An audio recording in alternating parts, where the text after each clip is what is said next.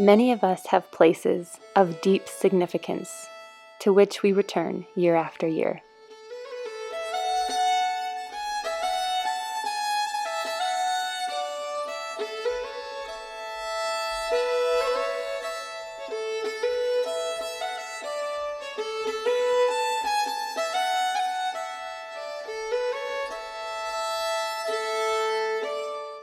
For me, these people that you see in these photos laid the foundation for why the family cottage is special. Not just special, but even there in the first place.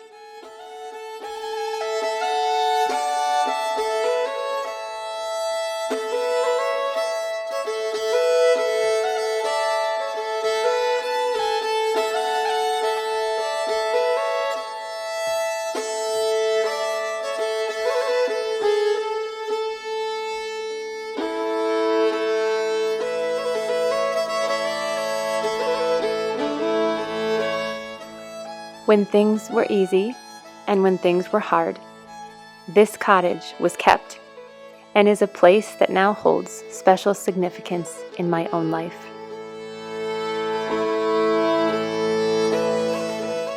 Recently, we went back to the family cottage, the little red and white one that sits upon the North Shore Hill.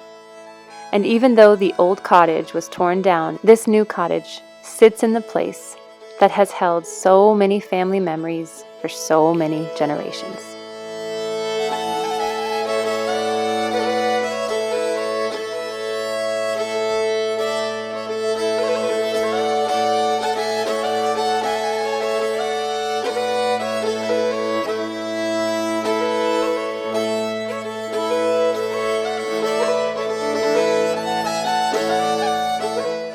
Stories have been passed down about the glistening green waters of this lake, and as you can see, the stories hold true.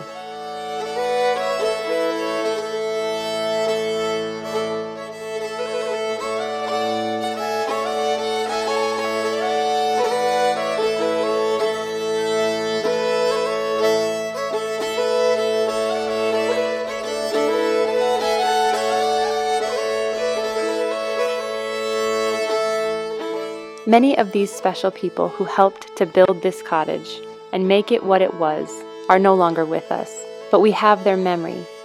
It lives on as we celebrate what they celebrated, the love of family and the joys of being together in this special place.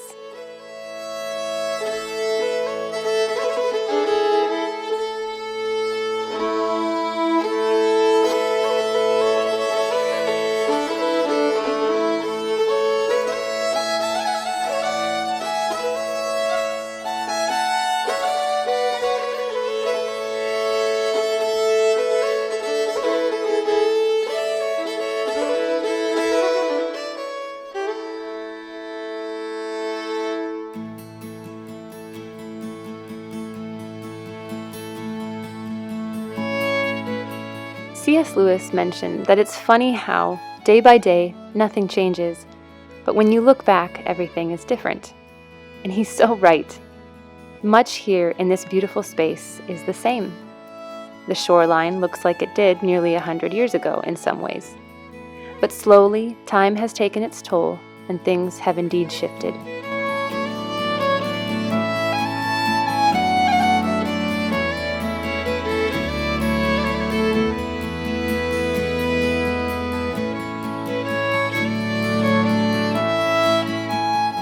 It makes me wonder, how do we keep memories alive without becoming overly attached to this passing world? How do we appreciate the beauty of what was without failing to see the beauty that lies in front of us this very moment? I'll tell you one thing that's helped me with this. It's in actually visiting the places that have helped to shape me. It's engaging in daily rituals like tea times and family suppers. It's in the simple act of looking out over the same waters that my grandmother looked at and her grandmother looked at, and being humbled and thankful for a chance to live and enjoy the beauty of being part of a family. It's accepting the past for what it is, something that we can never get back, but is indeed safely kept by God and meant to be a teacher of sorts and an impetus of praise. This is not unlike the present and future moments. God holds them both in His hand as well, and gives them as gifts to be enjoyed. The past plays into both, insomuch as we let it teach us and prompt us towards thanksgiving and praise to the God of heaven.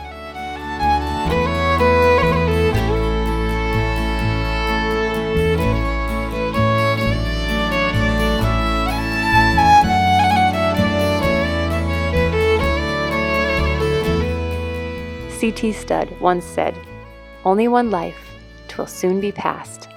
Only what's done for Christ will last." And it's true. You can't go back to what was. We have today, and today is a gift. But the memory of the past is what helps to shape us and remind us of what Christ has done to get us this far. Many of my own ancestors came to this very place, seeking freedom, both to live in a certain way and worship a certain way, and many of us have been here since. I don't take this legacy for granted.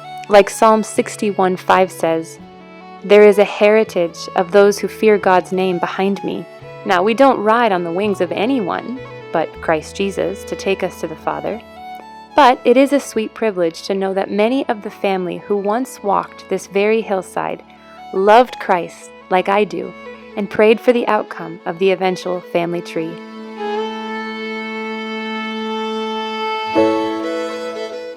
Heritage is sweet, and a godly legacy is something to rejoice over.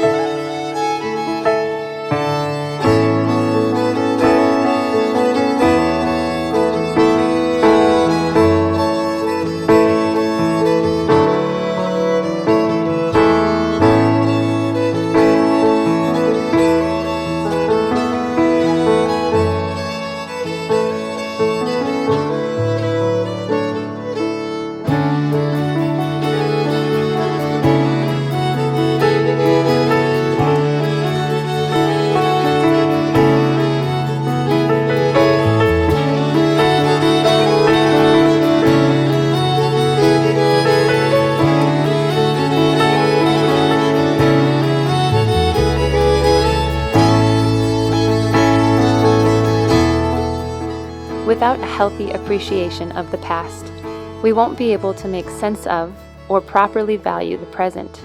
So, dear friends, here's to the joys of legacy, heritage, and family. May we see these things for the gifts that they are and give God all the glory as we continue to pass on the torch to the next generation.